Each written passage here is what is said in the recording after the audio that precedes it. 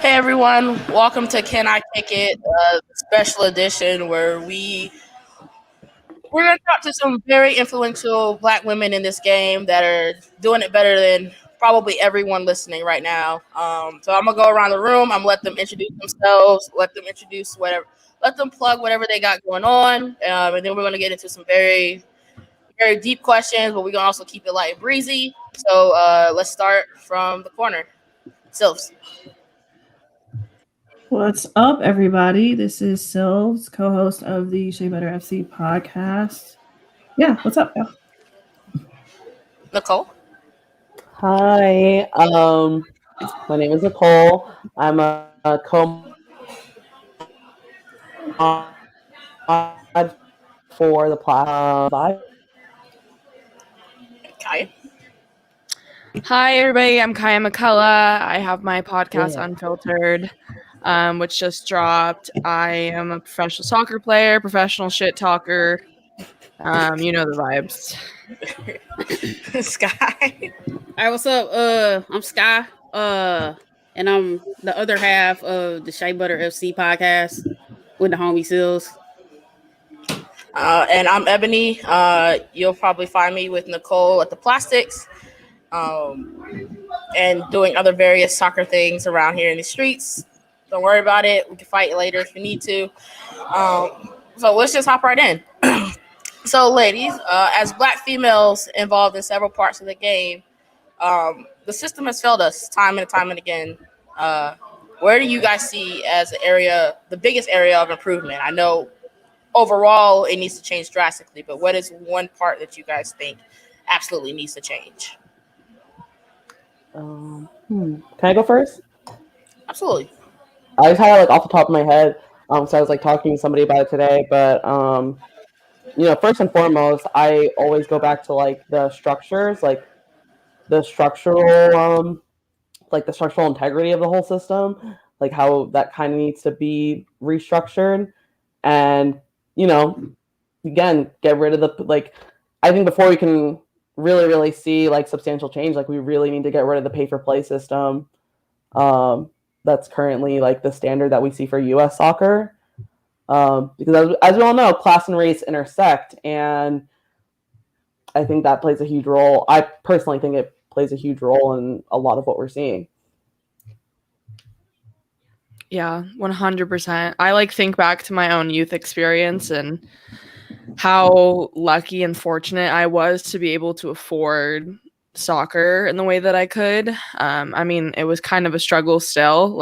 I come from a middle class family, but I was afforded the opportunities, and I was, I had parents who could pay to take me to camps, and who could pay or who could take time off work to take me to training 4 times a week, and who could take me to games, and who could afford for me to, stay in hotels to go get noticed by college coaches.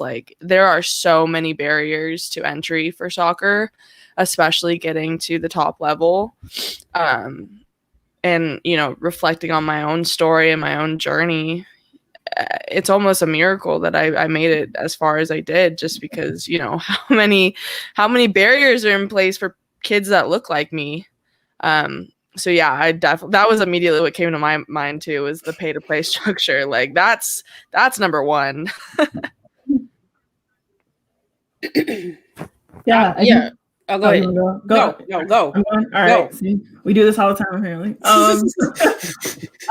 Yeah, I think we're all pretty much on similar pages. I just think pricing people out can never truly mean inclusion, right? And the way I look at soccer, because it wasn't available in my city, right? It's a majority Black city. It didn't get there until I was like in high school, and I was already playing other sports. And it's not a place where like you play that sport and get noticed. You play basketball, you play football and get out. But yeah, for me, soccer is supposed to be for everybody, and there's no way that that's true in the current structure. And when there's not inclusion, it's always going to affect more marginalized people more, right? And so I think of young Black women, young non-binary people, and others who just aren't ever going to have that access. So yeah, I think you have to start there and then build the support that way. Oh yeah, I was gonna definitely say access. I grew up in Atlanta, and so even though you had the Atlanta beat at the time, yeah, I'm that seasoned old. You still like the access to actually play was like really non-existent. Like I could see a path from going playing as a basketball player to get to the pros or any other sport, softball, even lacrosse versus soccer in Atlanta, and then even playing in high school. You can see the disparities. I played in the Atlanta public school system. If it was two Black teams playing, then we only had a couple of refs. If it was we played a white school or a ranked team, then you had a number of refs. I got hurt in 11th grade playing on a horrible pitch that we never should have played. And the only reason they stopped the game is after I sprained my knee really badly. Somebody else broke their ankle, but we never should have played on that pitch. And like, you would never have had that happen at a white school in the state of Georgia. But like, you could never see like how to do anything, how to even think about even going to college playing soccer, let alone like having the support. So it was just like always a dream. Because I always say, for as much talent and physical skill you have for men and women in the state of Georgia, you have yet to see a Black person, brown person get on the U.S. women's national team, U.S. men's national team. Like, that's an access issue. Like, so yeah. Sorry. Can I? Sorry. Go I ahead. just had a small point.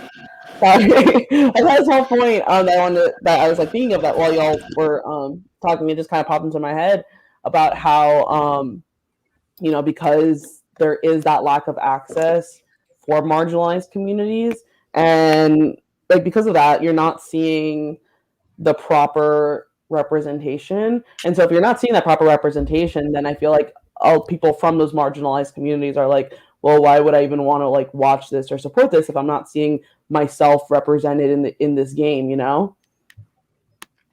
That was like a perfect segue to what I was going to say anyway. So I'm glad that you spoke.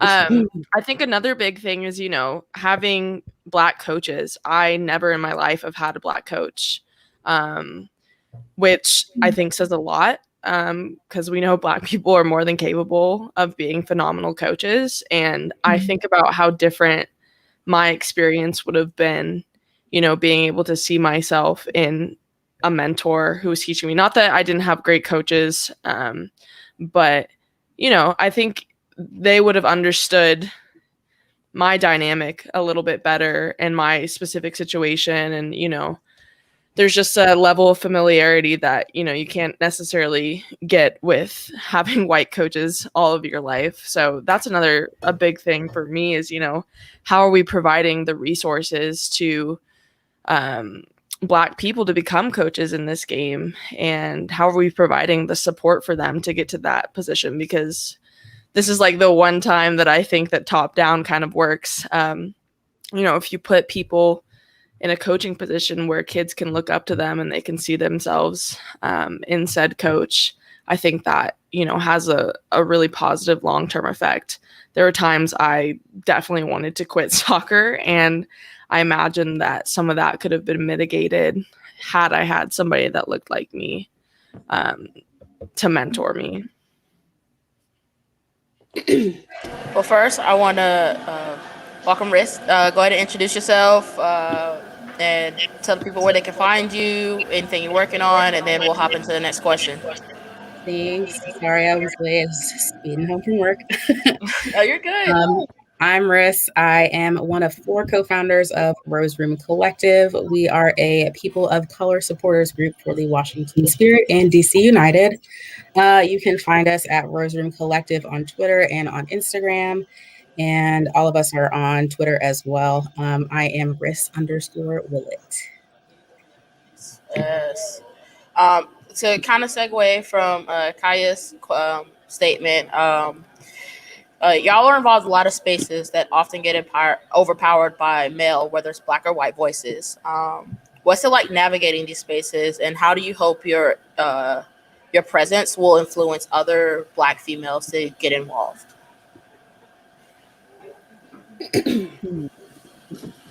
Shoot, I'll go first. Fine. Honestly, I'm so used to having to do it. Like, it doesn't register as that. Like, that's my everyday life, right? I work in higher ed. I've been in many spaces, and it's almost always the case. And I think I have more willingness to do it simply because I love the sport. It's a passion of mine. So if I'm willing to do it for my government job, if I'm willing to do it, for the sake of the kids in my family or something like that, then yeah, I should be willing to do it on my own behalf.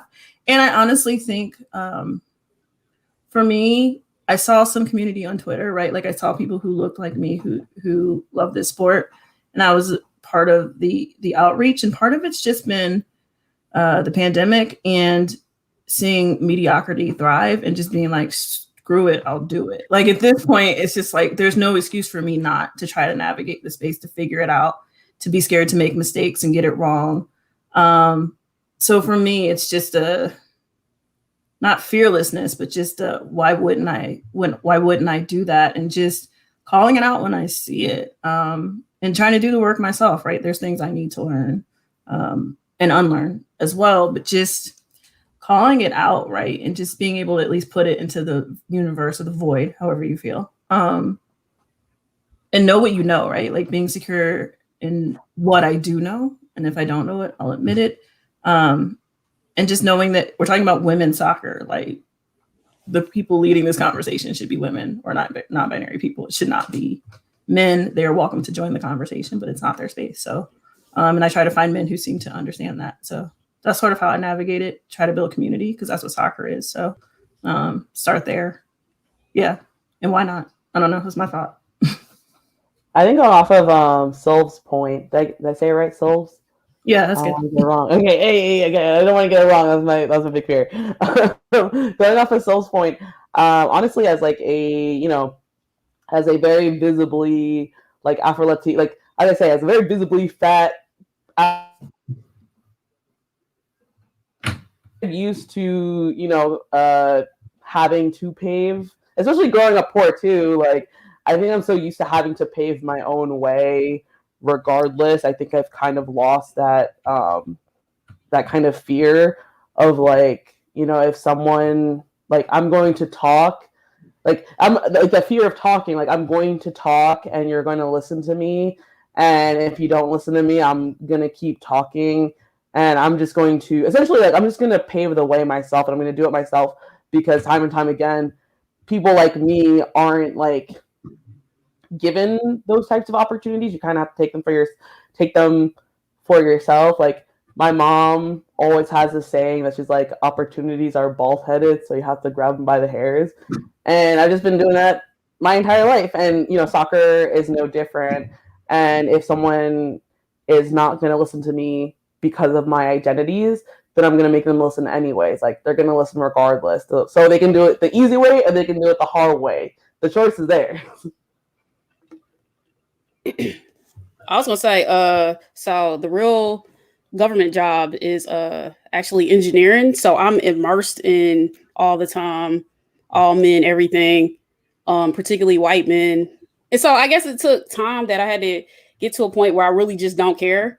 And also, like, my identities as being Black, LGBT, being a little differently abled, and then having a lot of things going on that I have to be an advocate for myself. So it's like not having fear and just being secure in the confidence. I mean, growing up in Atlanta helped it, because you get taught to be proud to be bliggity Black all the time. So it's like undefeated. Like, I can go through spaces and really don't care. But I mean, it took a lot to even reach a point where just being secure in the knowledge that I have and whatever I do, even if I'm wrong, just keep it moving. So nothing really phases me. I mean, being a Sagittarius, it helps too. But being willing to ride through and go through the doors And then remembering that I got to do it, go hard in the paint because there are other people. I'm represented for people who look like me, and aspiring to be similar, particularly as an engineer, because you don't have like many Black women engineers in the area that I'm working in. And so it's like, going through and doing it regardless. And then even being comfortable in myself because I'm from Atlanta and I got an accent and I'm on the West Coast and then people are in their feelings. And they look at me and have perceptions of what I do, but then, then they're like, oh, okay, I didn't know you had this education and all this. And then I've become worthy. But like trying to get people to change their mindsets to be appreciative of people who look like me, and open the door so that other people get in. But yeah, I guess confidence and security in self and not giving a fuck. Oh, my bad. Not giving a care. Yeah. We don't care about cursing. Go ahead. Okay. Hey. I guess this is my show, so this guy, for me, I was never really somebody who spoke out a lot, and kind of over the last year, and I think especially with the pandemic and being home a lot and seeing everything that's going on in the world, I kind of like, it took me like at this moment of like click, like you need to open your mouth, like you need to be more vocal. So for me, like last year was a really big like mind opener for me, like be open and be vocal about it. And I have definitely been more vocal in the last year, especially with Rose Room being really out and about now. So I think for me, it was just like kind of like opening my eyes to like, stop being quiet. Yeah, for me, you brought up the zodiac sign. I'm a Gemini sun, Leo moon, Aquarius rising, so I'm chaotic to the core. I called myself a professional shit talker, and I really meant that just because, I've always been one to say what I feel, when I feel it, how I feel it. Very much so a heart on my sleeve kind of person. And I guess that just kind of translated. I've shared my journey with activism so many times, but, it really just started for me in high school and speaking out about things that I thought were wrong in my area. And when I got to UCLA, I just realized I had a platform and I had a really powerful voice. And, my whole life I was told I could do anything that I wanted to do. And I just think that belief coupled with, the position that I found myself in really compelled me to speak up. Because even if people weren't paying like too much attention to women's soccer, NCAA women's soccer, I knew that, the message would reach a few people who then could speak out to then more a few people. And I just kind of saw the potential for this like snowball effect. And as I kind of rose in the ranks and started getting more attention on social media and stuff, I think I've just firmly stuck to the belief that we have the responsibility to stand up against injustice when we see it, not just as an athlete, but as a person, as a living, breathing human. You have the responsibility to stand up for people and stand up against things that are wrong. And so I think, when I deal with all these white men on social media or in my hometown or wherever they may be, I kind of just hold strong to that unwavering belief in myself and my purpose and my message. I have the support of the community behind me. I have the support of my family. And I think ultimately I have the support of myself. And, that's all that matters in the end, is if I can die knowing that I stuck true to who I am and what I believe. I don't know. I wanted to be a voice for people that, I wanted to be a voice for people that look like me because I didn't have a voice for myself when I was a kid. So I figured, who else but me can do it? Who else but, if the path isn't there, you got to pave it yourself. So that's kind of my perspective on that question.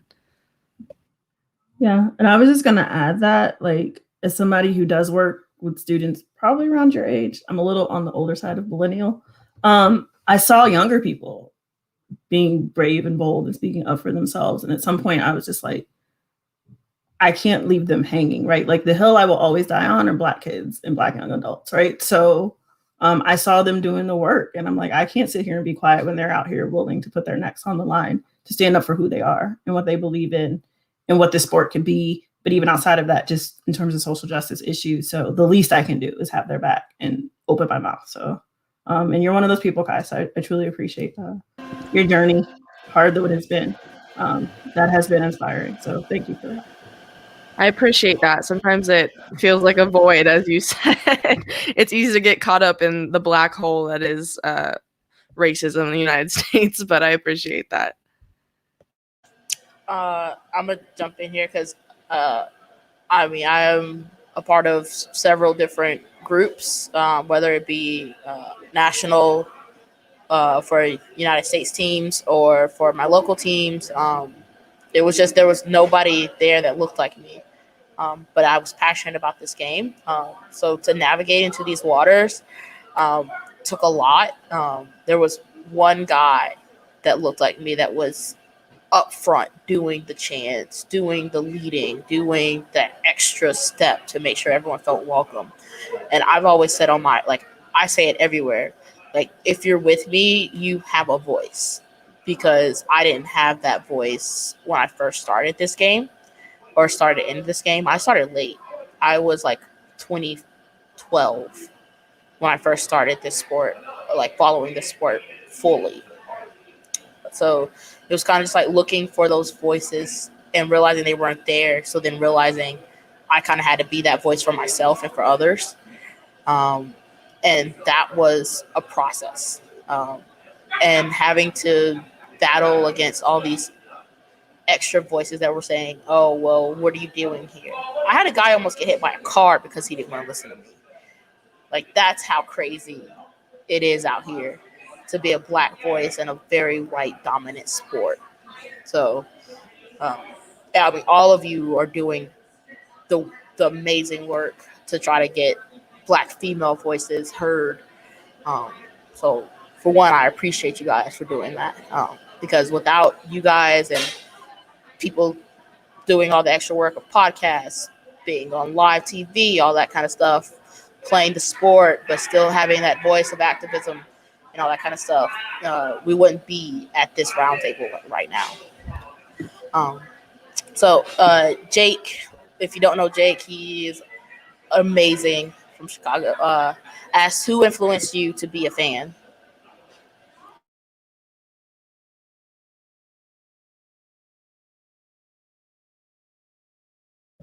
I guess I'll go first.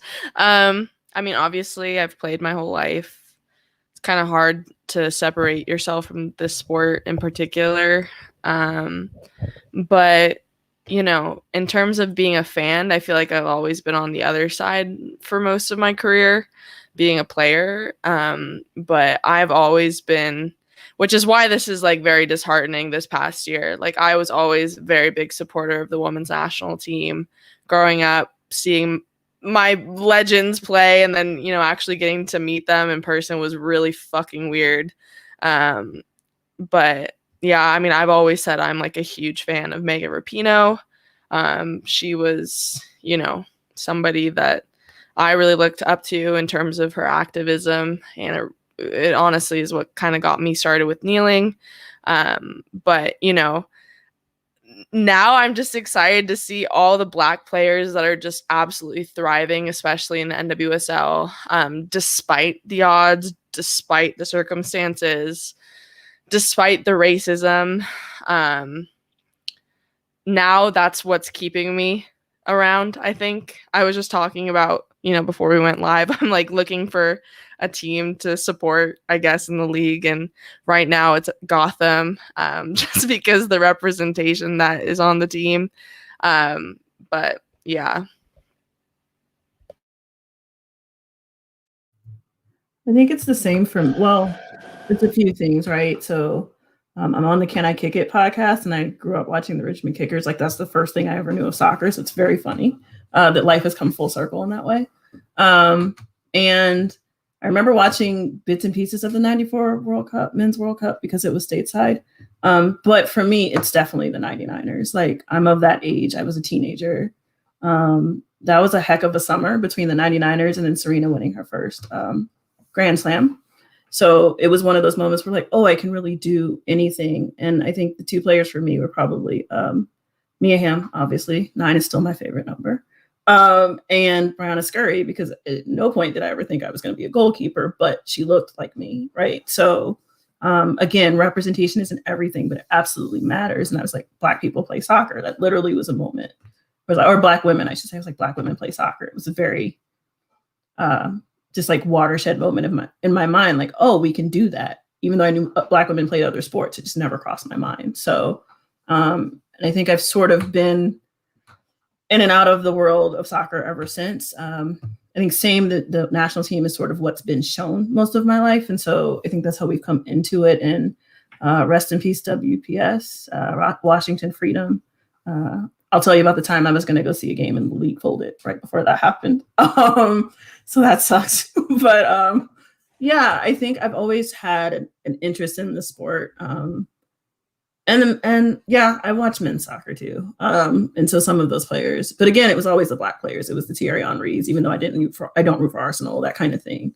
That I was always looking for myself in a sport. And I just like when Black people succeed in spaces where people say they have no business succeeding in. And so in that way, soccer has always been very intriguing to me. Because like you said, it's in spite of and not because of. So, but yeah, those two players in particular, I think, got me into the game.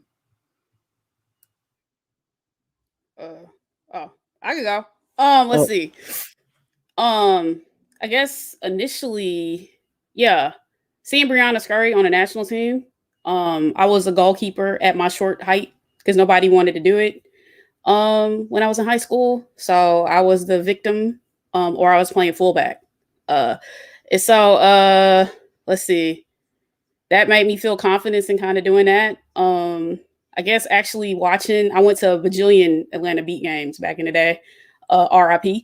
And then what like kept me entertained though is like I'm trying to embarrass people. So like I need creativity and all that. So Brazilian football for real. Any creative players, young and seasoned.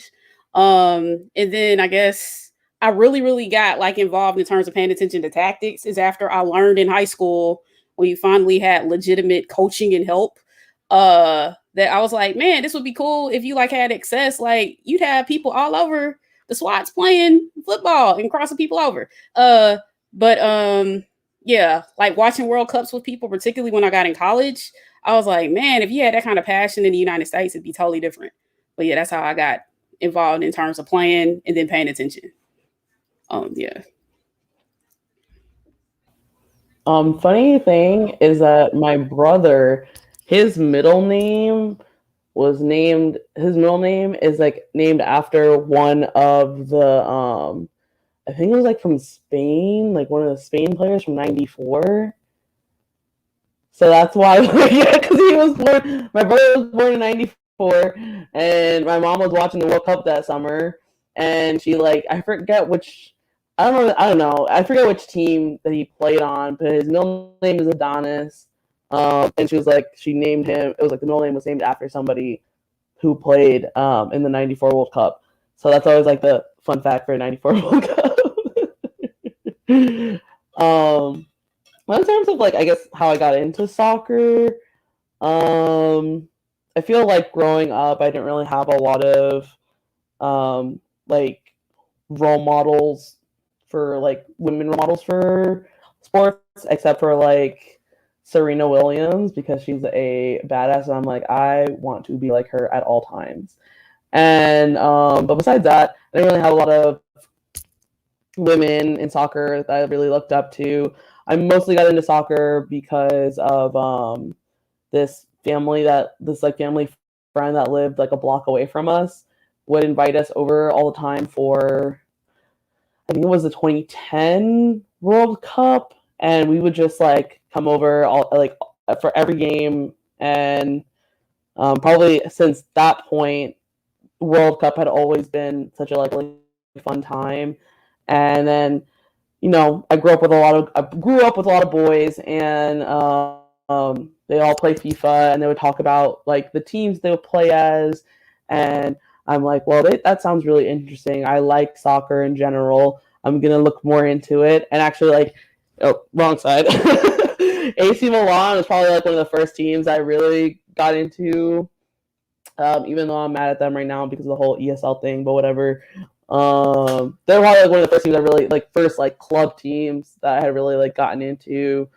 And then in college, I met one of my best friends, Chris, who got me into like watching the Red Bulls, and it just kind of was like a gradual thing that happened, and just in terms of getting into soccer.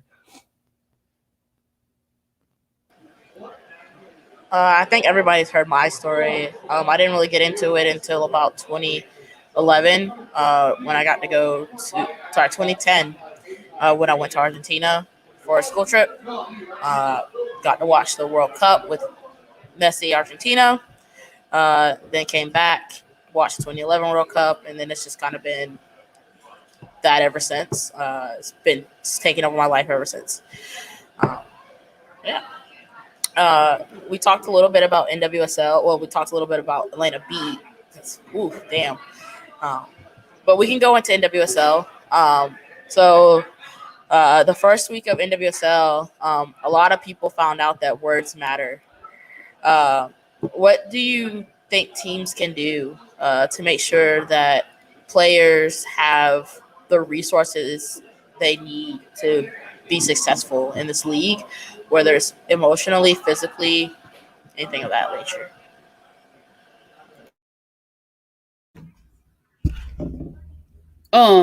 Let's see. Well, first off, we talk about this in the upcoming. Well, we've talked about it every episode. We had we got a whole segment dedicated this week to this situation because we had to open the library because it's getting ridiculous. But they definitely need a diversity, equity, inclusion office entity building in every team. And they also, so to help them like seriously to deal with and be aware of all their blind spots, to make sure they're accountable, make sure they're doing the work.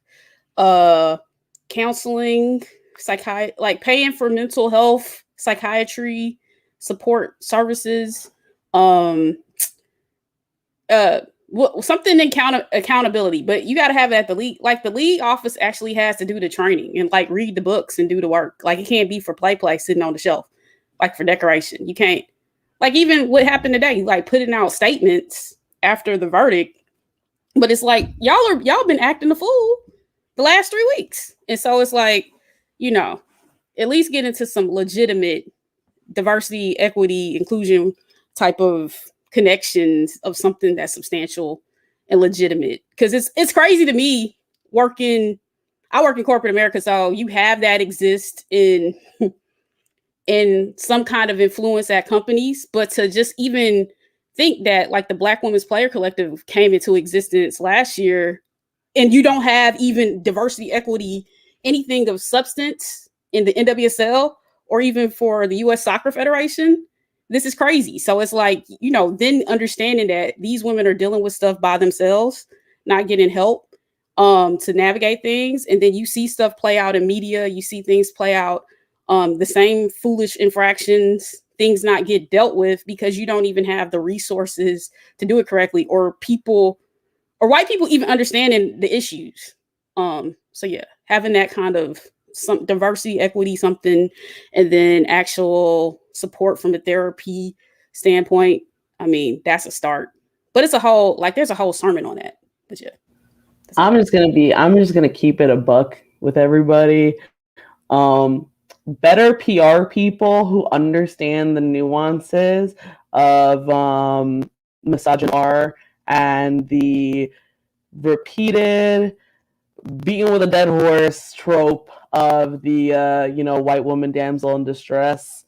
PR people who understand that.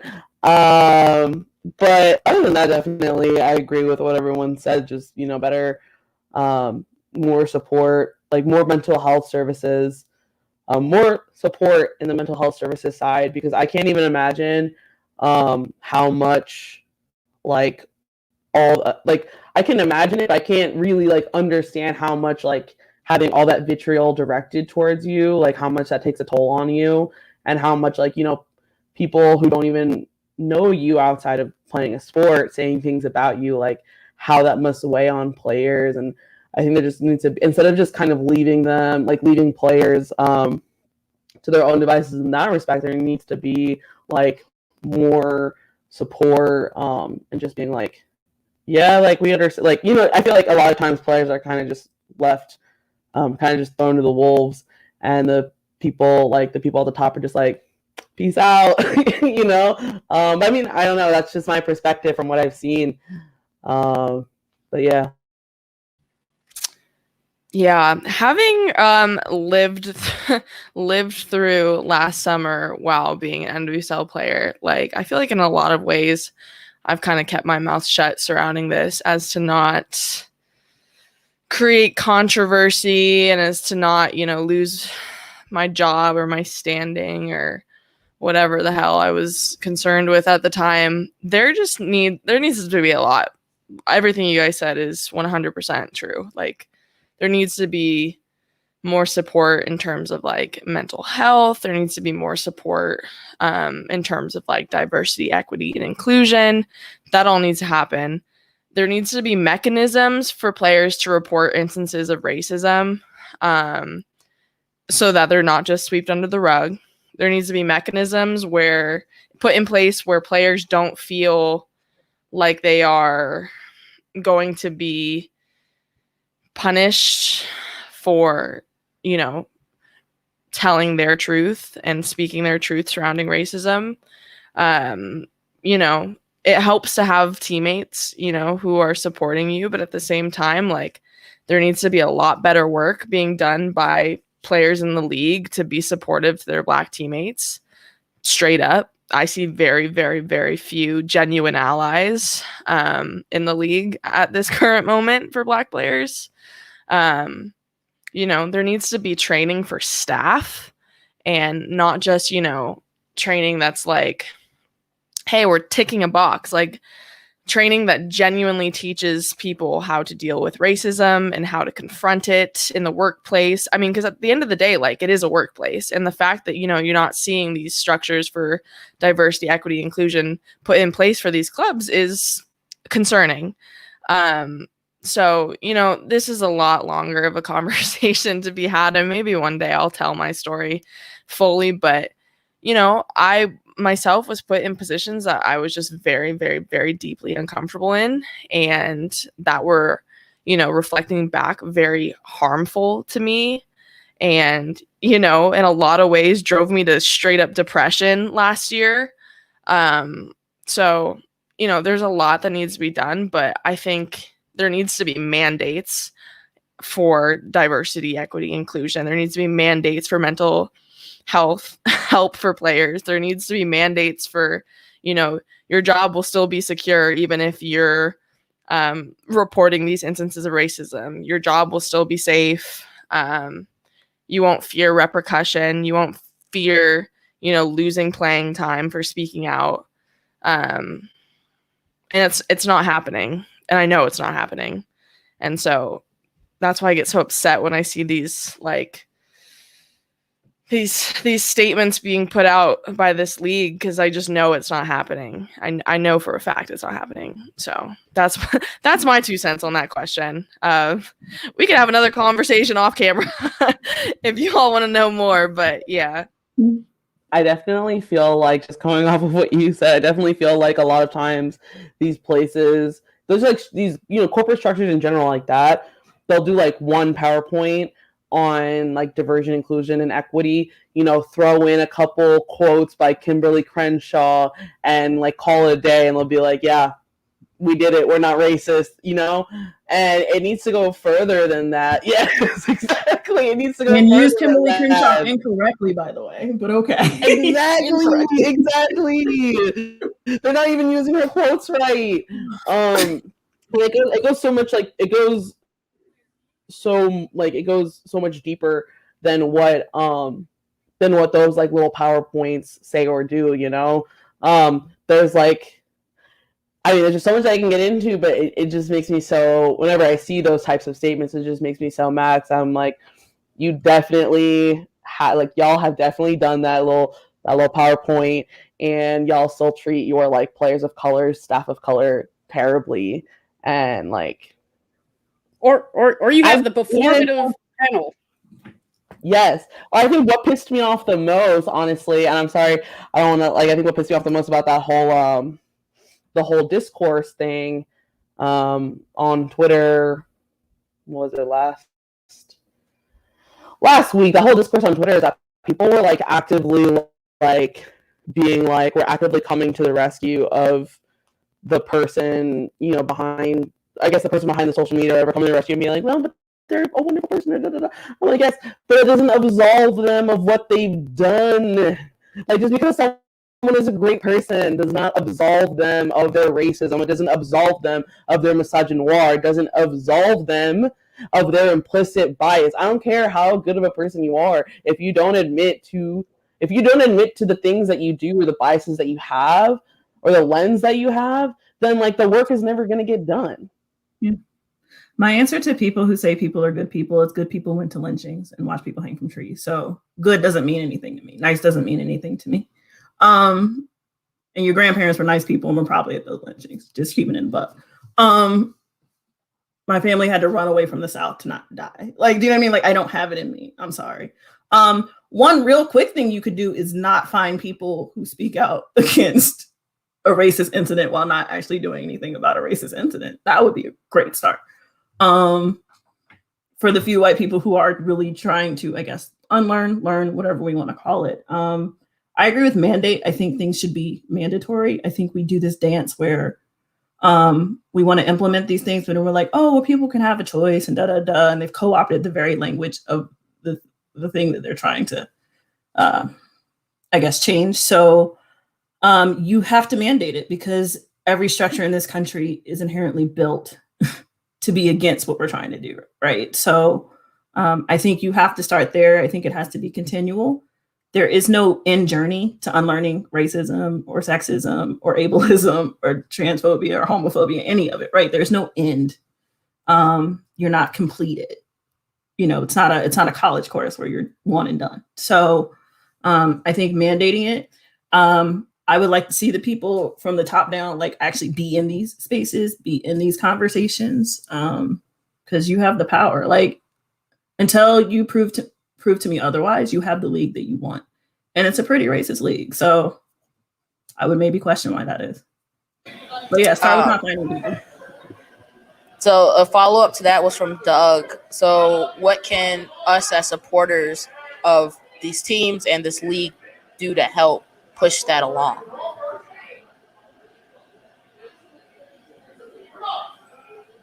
I mean, to me, it's just continue to be vocal.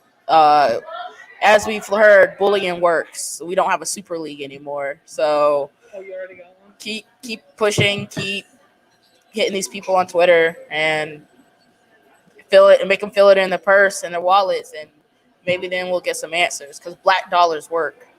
I think, and black dollars sorry. influence. No, you're good. Sorry. No, I was going to say, I feel like as supporters, especially if you are someone who is a part of a supporter group, like, you need to, like, I'm just trying to how to word this, because, like, I don't want someone to misconstrue it and be like, oh, like, you know, the language that people use for, like, when it comes to, like, affirmative action and stuff like that. I guess I think my thing is that, like, as supporters, and especially supporter groups, like, they have the power to make spaces, to, like, make sure that their spaces are inclusive of everyone, and not only inclusive of everyone, but comfortable for everyone. Like, it's kind of like, you know, it's like an advertising type of thing. It's like, I would want to join a supporter group that I feel comfortable in, and I see other people who look like me. And if I don't see other people who look like me, I'm going to think, like, maybe it's not the most comfortable environment for people like me. Like, it was the biggest reason why I got so involved with the plastics, because I do think that lack of representation, lack of people in those types of spaces definitely deters people from marginalized communities from, like, wanting to join and stuff like that. And I guess, I don't know, like, I know it's much easier said than done, I guess, but I don't know, radical inclusion, like, I don't know how else to say it, but just, make sure that you are pushing for the inclusion of all people. I don't know. I guess to piggyback off of Ebony, I just make sure the players are being heard, because if you're not supporting the players, how do they know that they're being supported? Especially with Sarah Gordon's deal. How do we know? Especially, and because for me personally, I feel like Houston was so quick to just say, put out a statement and say, oh, well, we're looking into it. You didn't even address her by name. They just said a player from, they didn't address her by name. I guess so. Just really be like, support the players and support everything that's going on out there, because really, if the players don't feel supported, what's the point of even speaking up? I will say, like, in my own experience, I felt the most support from fans over anybody else, like maybe besides my family. So, I mean, I think that just goes to show like how big of an impact fans can have on players, even if you might not necessarily know it, even if they're not very open or vocal about it. Having that support, like Ress just said, is like very, very important. It helped me through a lot of my shit that I was going through. So yeah, big on accountability, holding the teams that you're supporting accountable. I know in watching this league, I feel a lot of cognitive dissonance almost daily, just because I simultaneously want to support the players that deserve it. But I also, feel a type of way about the league itself. So, just doing your best to hold teams accountable. The dollar matters. At the end of the day, these are organizations. They are money-making organizations. So a dollar goes a long way. And, I think being very cognizant of where you're spending your money and what you're doing for these clubs is just something to think about as you move forward, in this space, and as you look to create change in the soccer space. Just being very cognizant about, what your words are and where your money's going, and making sure that they're very aligned. And then, just supporting players when you can.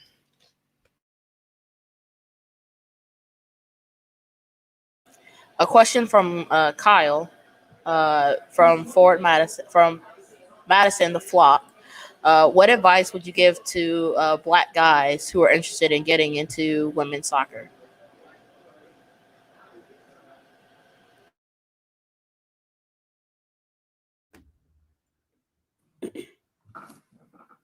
That's an interesting question. I mean, well, as I say for like the WNBA, like watch the games and don't have these preconceived notions because it's women.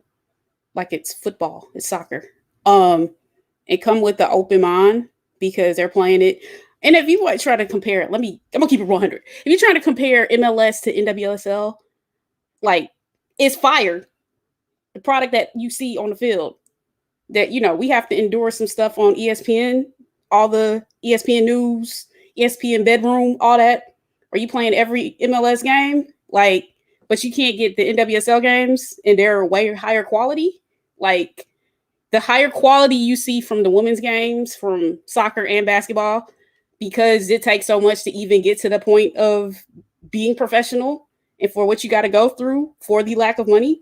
Come at it with the open mind, because you probably learn something, see something, and have open-minded expectations and come with good thoughts. But support, I guess, locally and wherever you can. That's a start. Yeah, I was gonna say that start local, and support like the athletic interest of the Black women in your life, right? So one reason I loved sports is just because my dad was super supportive. He was just as excited to see Brianna Scurry in '99 as I was, right? Like, so, and he's always been really good about that, right? No matter the sport, picking out the Black player and being like, that's it, and coaching girls teams and things like that. Like he was that dad, right? So in that sense, I'm very lucky. But yeah, I just think supporting locally, right? Like go cheer on your high school, go cheer on your local college, go cheer on your HBCUs, go do, go invest and be involved. If you can find it on TV, I know how we broadcast soccer in this country is super problematic and it costs money, another pay barrier. But yeah, like go support. If you're near an NWSL city, go see a game if you can. I mean, please be safe, distance, all that good stuff. But just support as locally as you can because soccer is a community sport first. And then catch games on TV if you can with Paramount and CBS and wherever else they're showing them. Yeah, and just really get into that. Find players whose styles you like. If you need to compare them to, I guess, the men that you've watched, that's fine. But it is a different game. It's in many ways it's not, but it plays different. It feels different. But yeah, it's a beautiful sport if you want to get into it. I think it's a little hard to watch casually, but I think there's a lot of things you can find to like about it. And the same thing with any women's sports. Just keep watching, keep supporting, put your money where your mouth is too, right? Like there's some pretty great jerseys out right now if you want to support that way or buy tickets. Fund a trip for a local like girl soccer team to go watch an NWSL match or a college match or something. You know what I mean? Just try to help mitigate the access barrier. I think that's a really good way to start too. But yeah, watch. YouTube is there. You can watch some films, some highlights if you want to do that. But yeah, start local, work outward. I think most importantly too is just like treating women's sports in general with the same respect and reverence that you would treat men's sports, because I feel like a lot of times I've encountered this where men will be like, men won't take it as seriously just because it's women's sports, you know? And I was just thinking about this like tweet that Yogi actually Yogi had, where he was like talking about how like God, like, you know, it'll look like guys who haven't like worked out in like 10 years will have the most audacity and be like, yeah, like these women, they're not as good. Like I can definitely beat them on the field. And it's like, bro, no, you can't. And like I think again, just having that like same respect and kind of like what everyone else is seeing here is like, you know, just go into it with no expectations. Just watch it for the sport. And an interesting point that that I like thought of kind of a while back was how you know, women and men play soccer differently, or play sports or any type of physical activity differently. And instead of us being like one is better than the other, I think we should just appreciate the differences for what it is.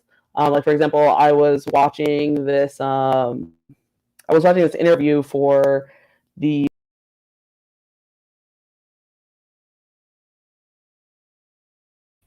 Oh shit, what happened? I thought it was me after the 3 shots, and I was so confused. I'm sorry. I was like, did my internet go out again? No. Oh shit. That was some good points though.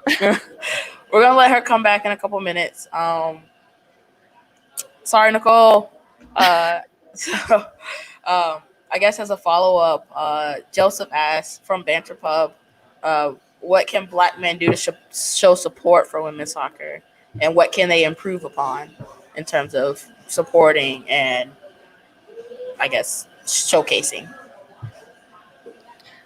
One thing that I just thought of, and I guess this thought like isn't just for men, isn't just specifically for Black men, but for all people who are like starting to get into women's sports and are actively trying to be like anti-racist. I feel like, you know, dispelling the myth that like a Black player has to be a certain way, or that they automatically have like certain qualities, or that, you know, I forget who I was talking. Oh, I was on 2 Cents, and we were talking about, you know, that pipeline that puts Black women consistently from center forward to center back. It happened to me.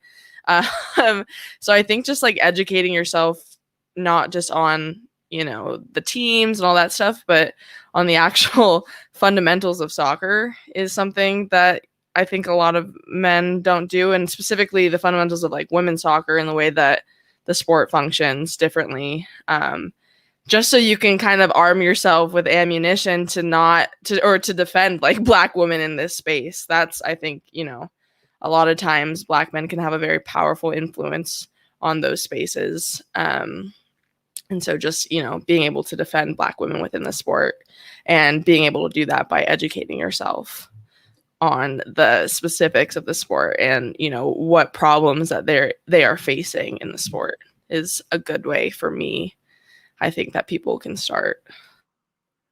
I literally was making note of that on Sunday was the second leg of the Champions League, and I was literally like, I tweeted when Dudek, who is white, ran down somebody. They're like deceptive speed, which is what they say when white girls are fast.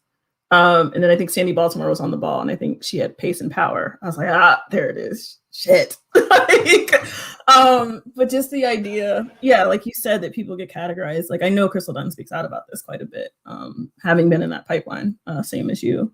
But just, how you speak about it. Black people can be midfielders, by the way. I just want to point that out. Free Midge and Crystal Dunn. I'm like, Midge is balling today. Like, are you kidding me right now? But no, I'm upset about it. Let's not go there. Yeah.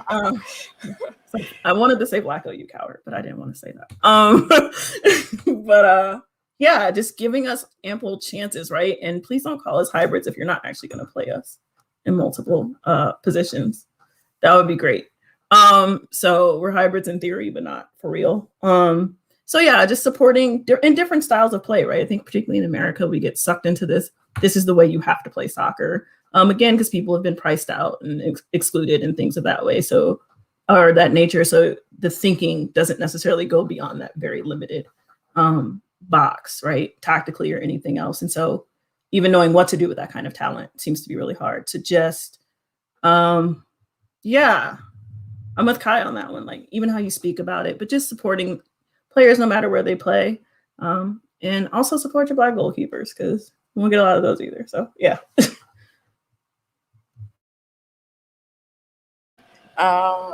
Anyone else?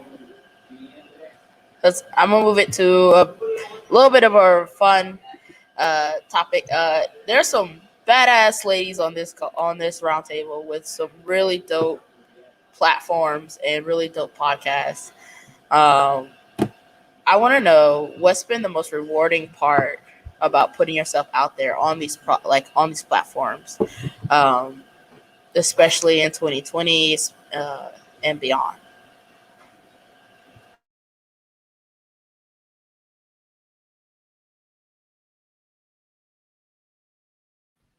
I can speak. It's really hard kind of bearing all to people a lot of times. It's hard living your pain live for people to see, to try and get some semblance of, growth out of them. It's hard putting your trauma on display to educate people. But, the most rewarding part with all of that for me has been being able to actually see a difference being made. Just in the way that, people will tell me that, my story has either like inspired them to speak out or has changed their perspective on a certain issue, or, there's a whole variety of things. But for me, that has definitely been the most rewarding, and it's why I continue to do what I do. Just because you can see that there is a difference being made, and I hope to continue to do that, even though this is like I'm sure we all know this is a really hard space to operate in, day in and day out. It feels like this kind of toxic cycle of feeling okay and then being re-traumatized by something else, and then, trying to pick up the pieces from that, and then being okay and then being re-traumatized.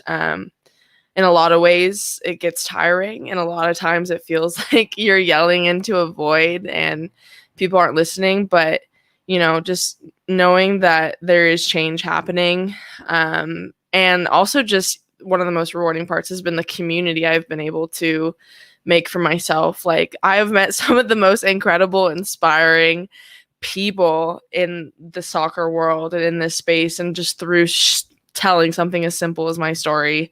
And for me, that's been very selfishly like a really amazing thing to come out of of this for me, just because, you know, I have people that I'll be cool with for the rest of my life and can relate to me and my experiences. So yeah.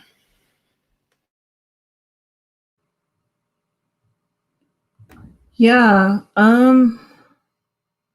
I think a lot of that's the same, right? I think, again, one of the appeals of soccer is community. And so being able to find that and know that it's not just me, right? Particularly as a Black woman who doesn't come from a family that does soccer, though my mother Googled soccer terms because she listened to the podcast for the first time. So progress, right? Love you, Mom. Sorry I cussed. But yeah, I think just that sense of community and that I'm not nuts, right? Like I'm not reading the situation wrong, right? There is a level of validation. Like I am a Gemini, but so I don't need a whole lot of it most of the time. But every now and then, it's nice to have it, right? So, but just knowing we're not alone and that what we're seeing and what we're saying, what we're feeling is completely valid and it's true. Unfortunately, seemingly every day. But yeah, and just being in this with other people. As a Black woman, I'm always going to seek out other Black women. I think it makes for the strongest communities. We're all we have almost all the time. So yeah, I think being able to find that in something that I'm passionate about, finding a pretty decent, you're cool. Finding a good podcast host to do this with is, yeah, it's just been really rewarding. And I hope it continues to be, right? Yeah, I love doing this. So I love talking about soccer. So yeah, that's it.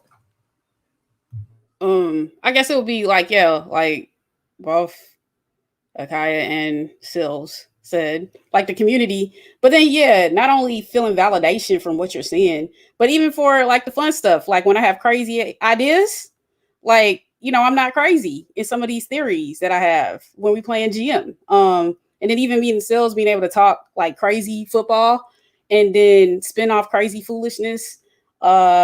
And then be able to put it on a podcast, that's cool. And then even having conversations with people from, you know, around the world, validating or arguing, you know, because I have a public account because I was tired of seeing hot takes, bad hot takes, not based in film and fact. And so I had to like speak, and then it got me in a world of conversations, and we got a podcast. And so, you know, being able to do that, being able to interact with people, being able to feel valid for the foolishness, but then for the foolishness that's good and cool and fun, you know. Yeah, and meet, you know, the equivalent of Black Twitter for football. That's cool. That's some dope shit. Yeah. Black soccer Twitter is undefeated. Don't let anybody tell you otherwise. Because even in this, even in terms of the Super League, you know, we talking about that it's a bad situation. But if we had to endure the Wednesday night football games with the Joe Buck, and then, you know, all the craziness, the All-Star game in the Milan and Atlanta, and, you know, all the performing arts places with the polls, you know, it would have been a mess. But let me. I'm trying to figure out how Man City called AC Milan and Inter at the same damn time. They were playing phone roulette. It's a whole nother conversation. We'll talk about that afterwards. It's okay. But speaking for myself, it's kind of helped me. Being in these spaces has helped me like grow friendships. Ooh, words. Some 3 shots. I'm sorry. Because I think soccer is universal. So everywhere you go, there's someone that speaks that language of soccer or football. So to have that in common with someone, even if it is for 90 minutes, can create some of the biggest friendships that you could have for a lifetime. Like, I wouldn't have some of the friends I have if it wasn't for me going to Wake Med Soccer Park every weekend for 2 years. Or I wouldn't have some of the friends I had if I didn't do that Dos Acero in fucking Ohio. Hopefully I never have to go back to Ohio. But it's those friendships that these spaces, these podcasts, these supporters groups, that this game can make within 90 minutes of meeting someone that kind of helped me love this game even more. So yeah, that's kind of where I've come from with it. I think for me, especially because Rose Room is still so new, it's definitely been this nice like cohesion of like, oh, I have friends that look like me and love the sport, and that's been really rewarding. And just like having the group as in itself has been really nice, especially with players backing us like Tegan McGrady, Sarah Gordon. I mean, it's really nice, and it's really cool to see people in the league say like, hey, you exist and we acknowledge you.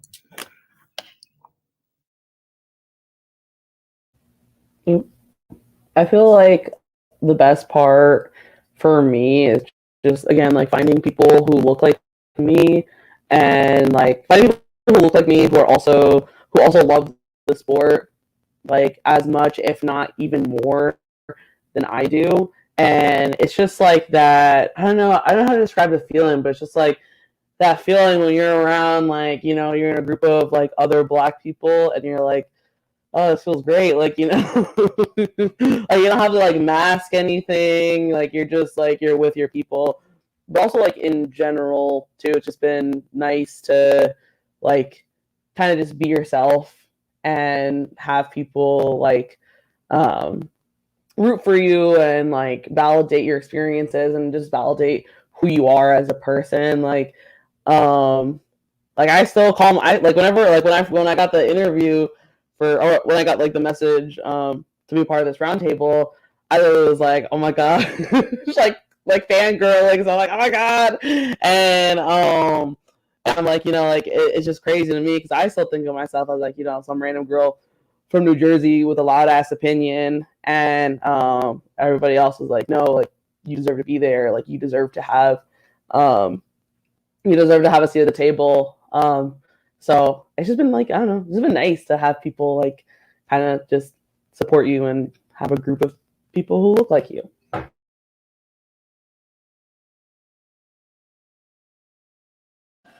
So just so everybody knows, we are still taking questions from everyone watching. Thank you all for watching, by the way. But I'm gonna keep going as long as everyone here wants to keep going. So another question I had was, we've come so far with this game, but as we saw with the opening weekend, there's still so far to go. But where do you see this game progressing in 3 years, aka to the next World Cup? Because the USA is not going to be on top forever. Um, but it's hard not to see them earning that fifth star as well. Um, so where do you see not just USA, but all over? Where do you see the world progressing with women's soccer before 2023 in Australia? It's gonna get blacker real fast. So I would super suggest that people get real comfortable with some stuff for a while, because all the people coming in terms of USA still wants to be on top aren't white. Like the people with the generational talent aren't white anymore. So and that's again in spite of all of the racist ways that you tried to make them not be a part of this equation. So I've been screaming that into the void for a while. Like whether you want to or not, you better get right, because it's coming and it's here, quite frankly. Just seeing what Brianna's doing, seeing what Trinity's doing, some of the other players. Yeah, we're here now. So get right or go with God. I don't know what to tell you at this point. So yeah, I mean, I think that's part of it. And I think that's true in many countries, right? Because it's obviously racism and anti-Blackness is a global commodity. So I would say that for most federations, you might want to figure out what this next 3 years are going to look like. And we're not going to be on top forever, but I think we'll always be competitive in so long as we essentially have a free talent pool, right? That's a whole different conversation in terms of being able to just pluck people from college who don't get paid to play sports. So yeah, I think soccer's gonna, in America for sure, is gonna have to have, sorry, the United States, I don't want to exclude the entire continent. But we're gonna have to have a reckoning, whether the white establishment wants to or not. So yeah, we're giving you the tools. I don't know what else to tell you after that. So I feel that what's gonna happen inevitably is if you don't fumble the bag, it's gonna be a lot of coin being thrown. And so there's going to be this sport, if you do it correctly, could be a $1 billion situation. Situation on the women's side alone. And so it's like, are you going to invest correctly? Are you going to get like marketing? Because I mean, when you are getting forced to embrace culture because it's coming, there's mad opportunity from apparel, from my cutoff football jerseys, to my tank tops, to my long sleeves, to the stuff that match my shoes, to the hats, to the headbands, to all that, everything. Then you got the endorsement deals. So when Nike, not Nike, when some hip hop artist is rocking the North Carolina Courage kit, or Beyonce got her own Houston Dash line, you got to get right, because the coin is coming. Now, in terms of the talent, it's going to be bliggity black. I personally believe, because Blacko is an actual coach of tactics and is an asshole and he's trying to dominate, like, he's not trying to be nice and just kind of win. He wants object domination. So it's going to happen. This might be as white as the team is before, the turnover that's coming. So people got to mentally prepare themselves. Like, you're going to have a real black team. You just got to get comfortable with it. Got to figure it out, work it out, go to therapy, get through your fragility. It's going to be okay. But he's trying to win games and embarrass people. He's trying to beat France 50-0, like that kind of level of stuff. So people can catch up, but then he's trying to invent new offenses, defenses, do stuff like whatever. Like, it's like, if you watch the tape, you see the foolishness that's coming, but like, are you ready to embrace it? Because it's going to be black and brown. And so, yeah, that could happen that should be happening over the next 5 years. Whether or not the NWSL in particular gets itself together, puts teams in markets like Oakland, Atlanta, and invest and make things happen and embrace the culture, will dictate if they're fumbling the bag, the coins, or they stacking paper. That's all. I feel like, the women's game is just getting bigger. As much as it's getting blacker, it's getting bigger. I'm super excited for the expansion teams, specifically in the US. But I think it's going to gain momentum in the next few years. I mean, we here in the US, our women's team is our national team that we respect. So from that aspect, I think, as we keep dominating on the world stage, it'll keep gaining momentum. And I mean, I'm hoping that the women's game continues to grow. You see the engagement that even, college teams are getting. And, even college teams can pull 12,000 fans. So I really think that momentum is building. And I'm hoping that a lot more markets are going to be open to NWSL teams, because the desire to watch women's soccer is there. It is there. People will pay, and it's just whether or not that investment is being put into the women's game. So I'm excited to see where the game goes in the next few years. I definitely think it'll be blacker and browner. I definitely think it'll get bigger, and I'm excited. And as it gets bigger, that's why I think we need to make sure that we're walking kind of the straight and narrow in terms of anti-racist work, because we can't expand ideals of white supremacy as the game continues to grow. We can't allow for it to continue to get whiter. We can't allow for it to continue to get more racist. So yeah. Honestly, the only time that I have ever felt like going out and buying a USA flag and just waving it around like nobody's business is whenever the US women's national team won, or they win a game, or they won the whole thing. I'd be like, yep, that's my country. Yeah, I've never been more American. I've never been more American than in supporting the women's national team.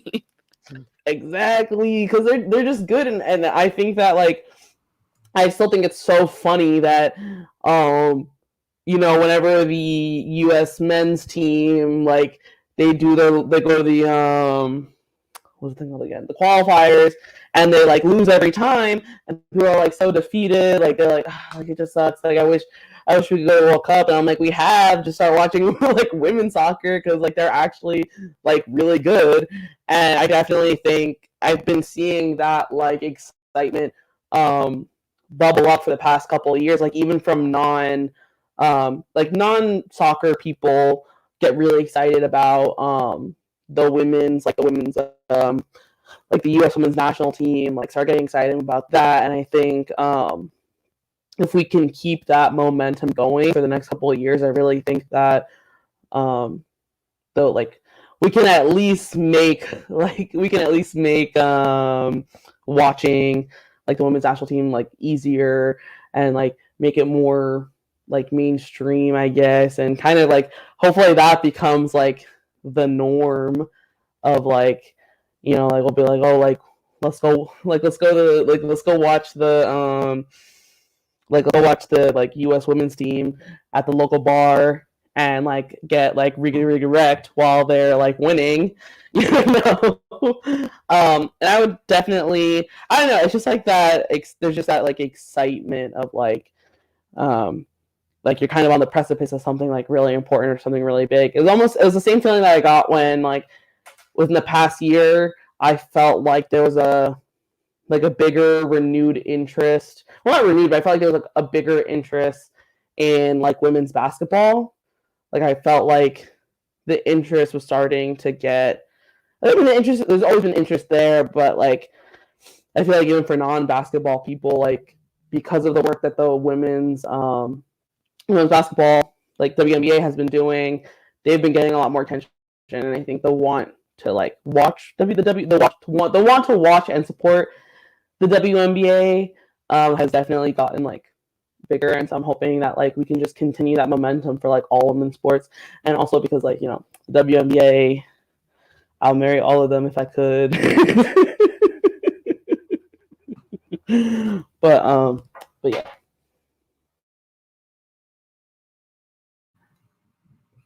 I think for me, like, and I hate the comparison, but like I want to get to a point where at any point I can turn on one of the major networks and there's an oversaturation of like women's soccer coverage where there's like analysis show after analysis show, or you know, we have whole shows dedicated to the transfer window, or just, you know, things like that. And I don't want to emulate the men's game per se, but I want that level of just like, I want to be able to shit talk about my club team. You know what I mean? Like I want to be able to do that, right? I think that's where I would like us to get, but with a more sound structure and a lot more anti-racism work. I want an all-star game in the Atlanta.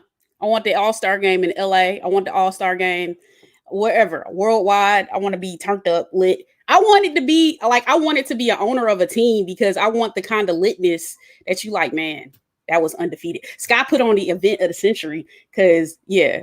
Are you trying NBA to All-Star NWSL? NWSL, WNBA? Like, I was like, I want to transform your thought of what an All-Star weekend was, whatever, the draft. It'd be undefeated, like change. Sky is trying to host the CIAA of NWSL, and I'm with it. We don't even know we don't even know what the final is. We don't talk about what happens to CIAA. I just hope that it's in Atlanta because listen, I'm just trying to get flued out for that. Like, hey, we was trying to get fluked out. Yeah, you get fluked out. I want that kind of level. People getting fluked out, dollars hitting the ceiling. Yeah, new creation. Are we about to hit Magic City for NWSL? Yeah. Magic City, Strokers. What is that even open? Onyx, all that. Let me. Onyx. Woo, okay. I'm from Atlanta. Think about it. Onyx and Magic City as sponsors for that All-Star weekend. Sky just literally went Southside Atlanta for All-Star game. I'm from the SWATs. Southwest Atlanta too strong. Yeah, that's what it is. Okay, I'm wild. Okay. Hey. All right. I ain't mad at it. I ain't mad at it. We just not gonna remember that weekend, and we can't talk about that weekend. Whatever it is. All right. So we got a couple questions from people watching along. Joseph incorrectly asked, who was the best dressed women's side in football and why is it the Orlando Pride? He's wrong. I mean, it's a nice jersey, but I'm always rep my team. So get out of here. Love you, mean it though. You just did a whole episode on this. I think the Thorns are, but I guess that's up for debate, kind of. Oof. It's probably the Thorns, and that's very hard for me to say. As a Courage fan, no.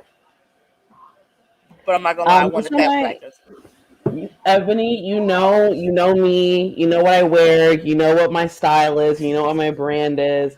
So you already know what the answer is going to be, and it's going to be the Portland Thorns. Like, I'm like, they were the Portland. As much as I do not want to give any props to the Portland Thorns right now, but like they were one of the first jerseys that I ever like truly fell in love with because I'm like, this is me. I can like so easily incorporate it into my wardrobe without having to buy like other stuff. Like it was clean. It goes so well with like all the colors that I actually wear, Like I love the Orlando Pride is really nice, but like purple as a color just really does not work for me. Like it's cool, it's nice. I will admit that it is a nice jersey, but like purple, not for me. Wait a minute, Orlando Pride, that jersey's fire. Where you at? I feel you. It's fire. It's fire. It's fire. I'm not gonna lie, it's nice, but it's better than the North Carolina situation. I didn't know it had the ocean.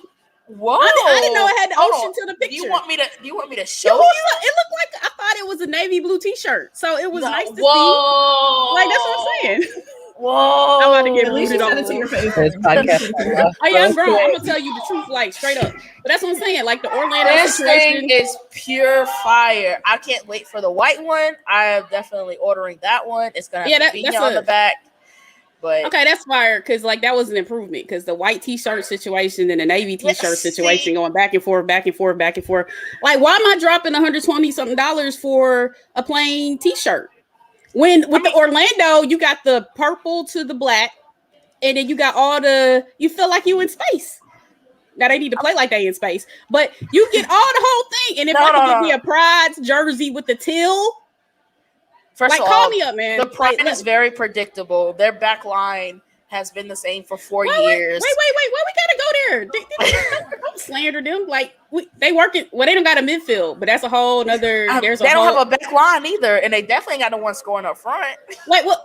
It's a tactical situation. You got like a 4. You got a 4. No, you got like a 4-2-4. I don't know. Put people on the field. Tactics is no defense, just vibes. That's ask Mark Skinner that. Like that's the question you gotta have with him. Come in here and say Gotham's jersey is really great too. Oh, yes, that's garbage. That is a plain blue jersey. That's okay. I mean, you gotta chill out. But I like the blue. Listen, I love the worst jersey of the year hanging out back there. The worst jersey of the year is definitely going to be the Louisville Racing one. It's trash. It's garbage. It's trash. Mint green, it would have been trash. fine. Sorry. It's trash. It looks like your grandma's would have kept with the mint green. It would have been fine.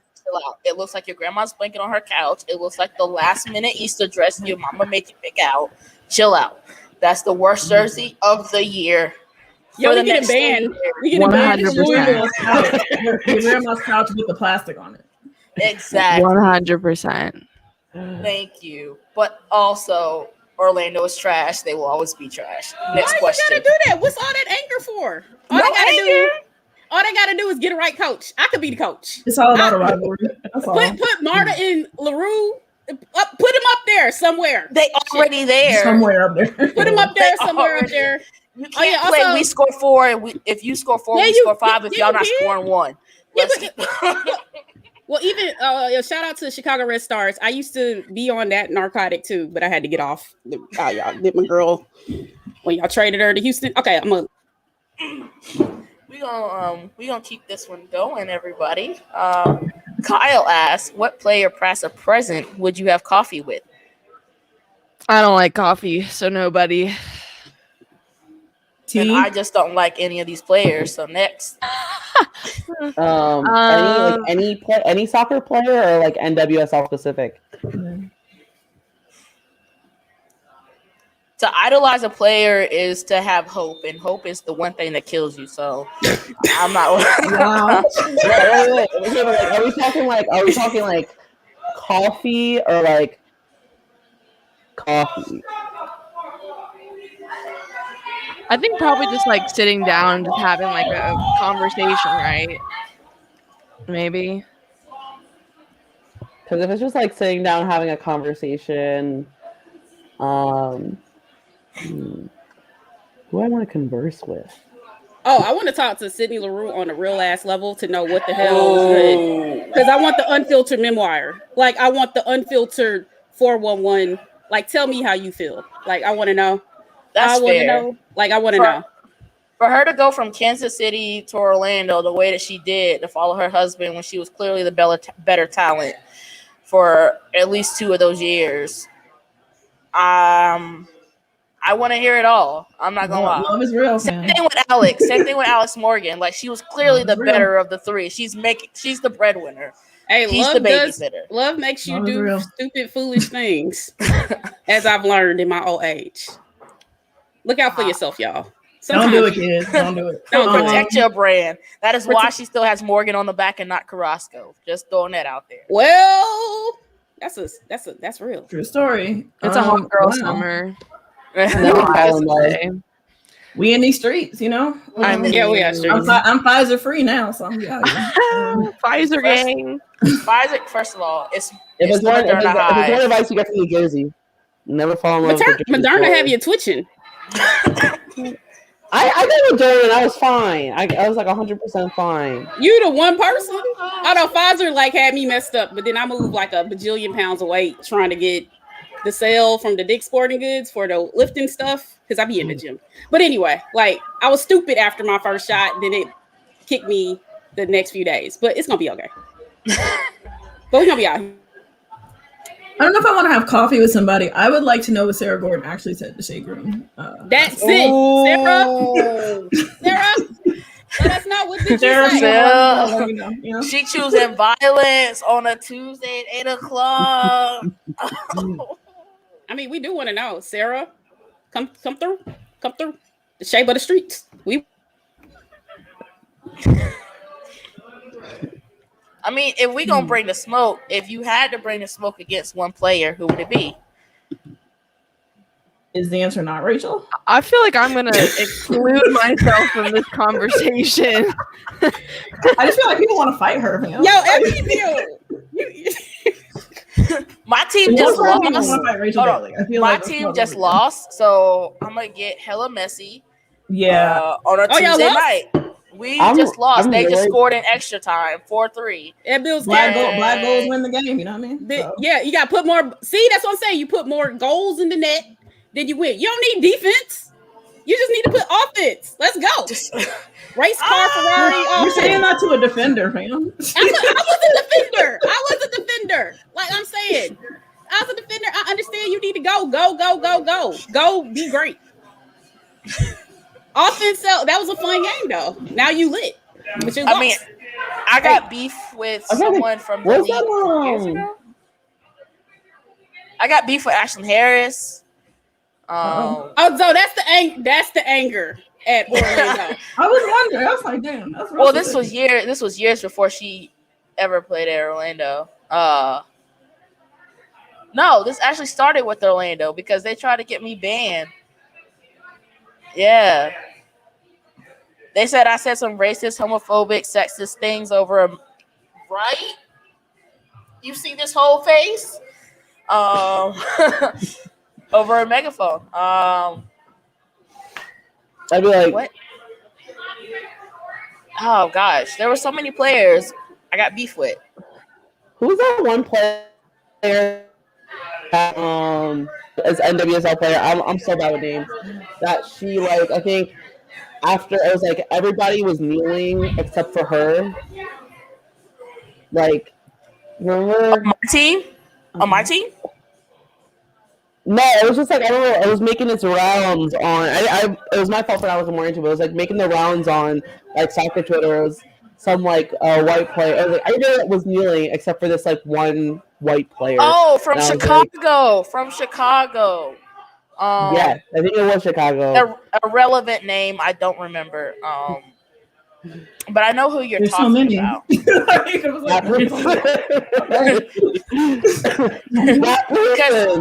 because it was Casey and it was performative Julie together on the field. And she literally placed 2 fingers on her shoulder to say, I too have experienced racism. And but like a finger's worth. Just 1 finger. Yeah, Not the whole hand, 1 just and a half. 2 fingers. 1 and a half. Based on the NWSL, the NWSL promo and the mini movie for the Challenge Cup, that saved and changed the world from racism. With that little act, those 2 fingers, we solved racism. It's better than the Kumbaya. She's the Kendall Jenner of NWSL. She's passing on the Pepsi. No, you know what? Donald Wine asked, when y'all choose violence on Twitter, how can black men assist in backing y'all up? Be violent with us. It's fine. Yeah. Get the tambourines, get the church clap. Right? She said the church clap. No, we need shooters at this point, man. Like, get the gun and come on. So are we just the point guard in this situation? What are we like? Well, if the chopper's gonna spray, you gonna spray the chopper. Like, all right. As you can see, we be on that Malcolm X energy. We trying so hard to behave. I do not practice nonviolence. I try very hard. But we be trying to behave. Like I wake up and it chooses me. The violence chooses me when That's I what I'm talking about. That's what I'm talking about. I've got crazy people in my mentions right now talking about receipts, and I ain't seen a damn one yet. And I'm just waiting for the day for them to pull up to Wait Met Soccer Park, Shaylin Stadium at Wait Met Soccer Park, so that we can look at them together. Just saying. I believe she was making it seem like she had like the CVS version. I know, right? She bought a pack of gum and she had the whole receipt, and I'm like, show me, and I ain't seen it yet. Y'all should have let me drink. I'm gonna go all in now. I think, handling the naysayers and the mentions, I don't like dealing with that. Every once in a while, I'll like quote tweet a troll or something, or quote tweet something that's problematic, just so people can see what I'm dealing with consistently. So maybe y'all can just handle that. Like, let me just talk my shit, and you guys can handle all the repercussions that I don't need to deal with, because I am working on keeping my peace and, staying centered. I have my crystals. I light my candles. I try and find my peace. So, black men, y'all can handle that. That can be your job. Protect black women. That's what we mean. Or you support and provide the ammo for the spray, because I'm about that life. Like, let the people know I am about that. If you have issues with me, you can appear in the DM and we can have a grown-up conversation. I'm gonna leave it at that. There we go. But yeah, support. Either let people stay in their, they sage if you sage in the place and you trying to contain your energy, or you ready to go off, like, be supportive either way. Be supportive of the artillery spray or the peace and relaxation. Yeah. I'm on like 50 milligrams of Vyvanse. So if you catch me during the day, I'm ready to let that chopper sink. But I think even as like for me, like even as someone who is like I acknowledge my own privilege as someone who is like lighter skin, and I have 3C hair. Like, I still fight for other black women who, I still fight for other black women. So I think if I can do it and I can recognize my own privilege, like other people don't have any excuse not to, jump in and help, or, jump in and fight, or try to keep the peace, or try to keep someone's, peace. Yeah, I recognize that too, because I'm a part of the Highlighter Coalition. I'm quite light skinned, the blessings of the genes of the Native Americans and that run in my blood with the African lineage. Yeah. So yeah, I feel that. Yeah. That's why I want to talk about like colorism. We're going to have some eps where we get into racism and we talk about the colorism foolishness where y'all act like certain players aren't black or you ignore super melanin based players. And see, that's going to piss some people off because we gonna go there. They're not there yet. We're going to have to wait. Well, yeah. That's not a conversation they're ready for. They ain't ready for that. But we going to go there. Y'all just get ready though. Cause I mean, we being peaceful. We being peaceful in our podcast for now. There's always an appropriate time to choose violence. Just throwing that out there. I still think though that one of the things that like not like we in particular, but I think like in general, one thing I wish we could like talk more about like as a whole like Black women soccer Twitter is like, you know, Black women who play soccer, like how do you protect your hair? Like what do you do with your hair? Like how do you protect it? Like, what do you do? Because like even with my hair, like when I was playing sports, I didn't know what the fuck to do because like I'm like I don't want to like if I put it up for too long, it feels gross. Like it's not gonna look nice. But if I wash it, it's like it's not the wash day yet. Like I need help. Yeah, I noticed that conversation was happening with the NCAA women's tournament, and like faces are beat, people got lashes. Always like just I looked a mess when I played sports. Like at no point did I have my stuff together. See, I'm in the camp of like I get my eyelashes done. I got them done throughout like most of my career at UCLA. I used to play with like these long ass acrylic nails just because I was always going to be the baddest on the field. That's for sure. So yeah, no, obviously my hair is different, but like in terms of having a beat face, my face was always beat. So yeah, like I want to know because like even like I want to say, hey Jessica McDonald, how you doing your locks? Because I see they be fine, and they're pretty long. Like how you doing the maintenance on that? Yeah, I got several questions for several people. Like, yeah, like how you do, how you take care of the hair, who's your support, who you got out here? Because I've been trying to find a loctician in LA, if y'all know somebody, to like, you know, so I don't have to do it myself. So this magic here just doesn't happen by myself. You know, somebody can do it. Who's doing the eyebrows? How you staying right? What's the concealer? How's it not dripping? You know, who's doing the threading of the eyebrows, whatever. Yeah, these are good conversations. I would want to know. So you're basically asking for vibe checks in the middle of a game. Appreciate you. With the vocab. Yes. Hey! Yes, she is. Yes, she is. All right. We can roll with that.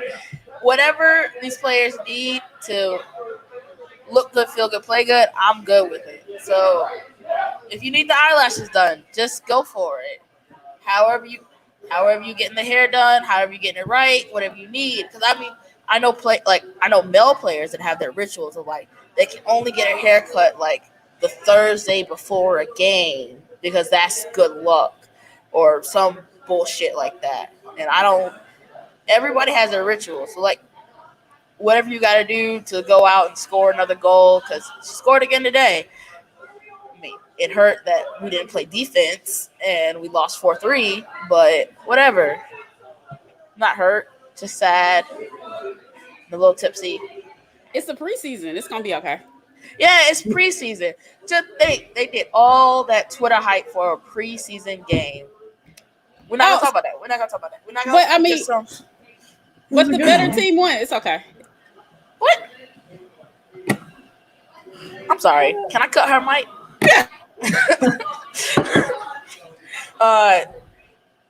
Ladies, y'all have been amazing. If anybody else has another question for us that's watching along, please ask. I appreciate every single one of y'all for coming on. We've been going at this for about an hour and a half.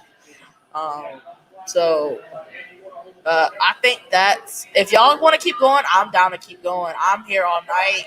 I got a haircut at 12 o'clock in the afternoon tomorrow, so I'm good for however long we need to go. But I want to respect y'all's time. That said, final questions here. And while we're waiting for those to come in, I'm going to let y'all go around the room and plug whatever y'all need to plug, whatever podcast y'all are on. I'm going to go ahead real quick and plug Courtney and Diaspora United because they're doing some fire things with Andre. I appreciate them, even though she couldn't be here because she was covering the Gotham versus Courage game, which Gotham won 4-3 in extra time. It hurt me to say that score. But shout out to them. They're doing good things. I can't wait to see what comes up from them. So while we're waiting for those last minute questions, if you guys want to start going around the room, Sylvs, if you want to start. Sure. I mean, I guess the biggest plug is our podcast, Shea Butter FC.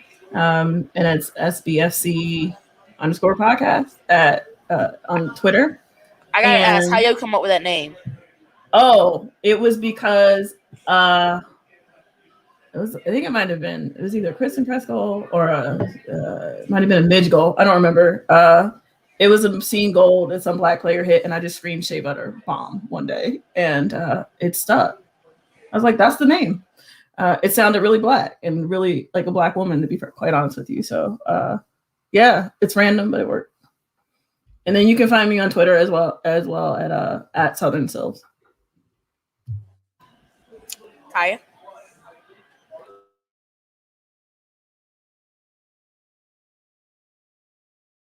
Oh, you muted.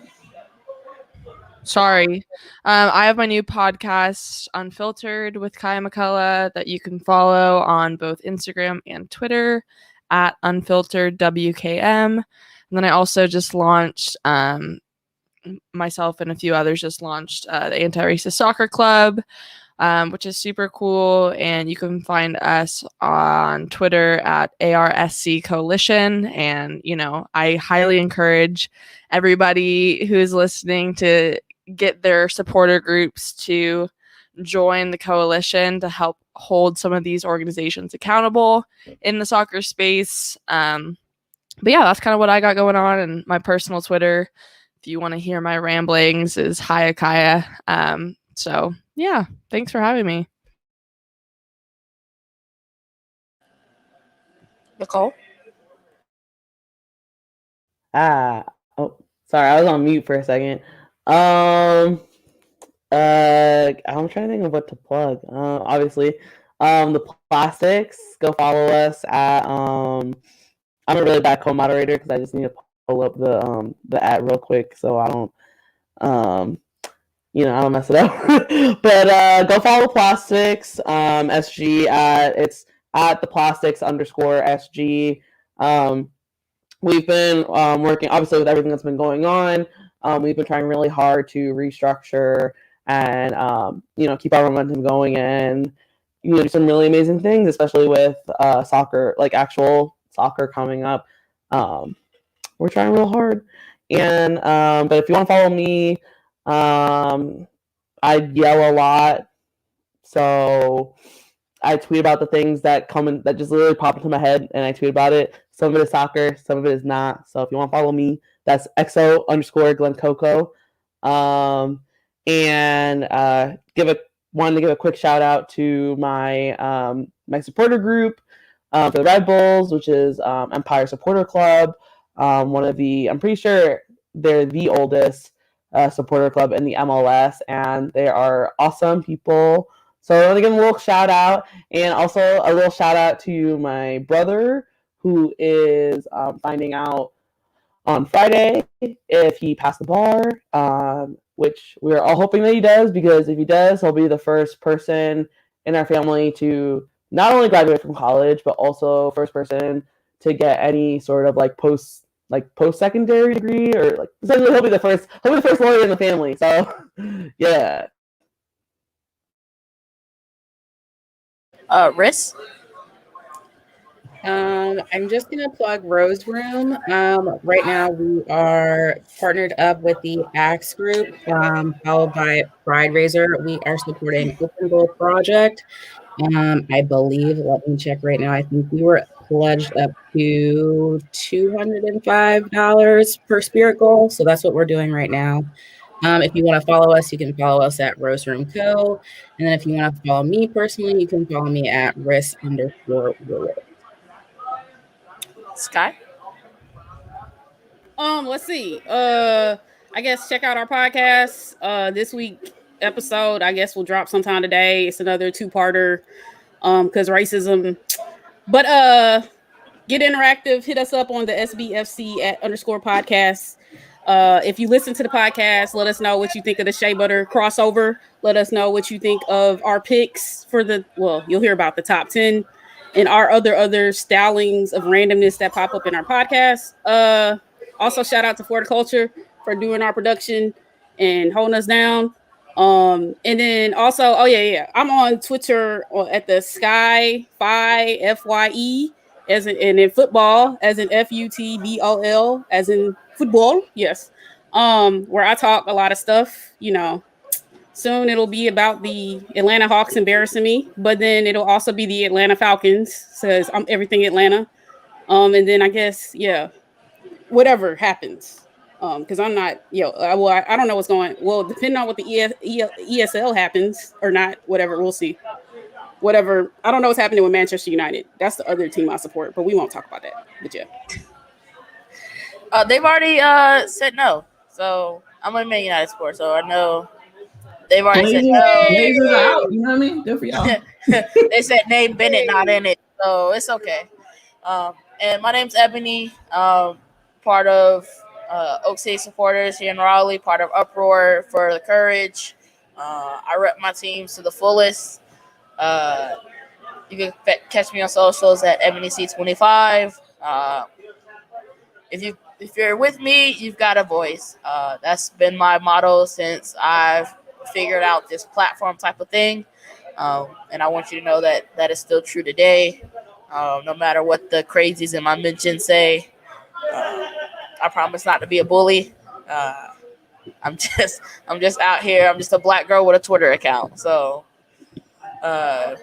we gonna get it one way or another because we all we got, and that's kind of all I got. Check us out on Walking 90, wherever you follow. So on behalf of all the wonderful, amazing women on this roundtable today, on this live discussion, I want to thank y'all for tuning in. Y'all have a good night, and stop. Listen to black women. Believe black women. Peace.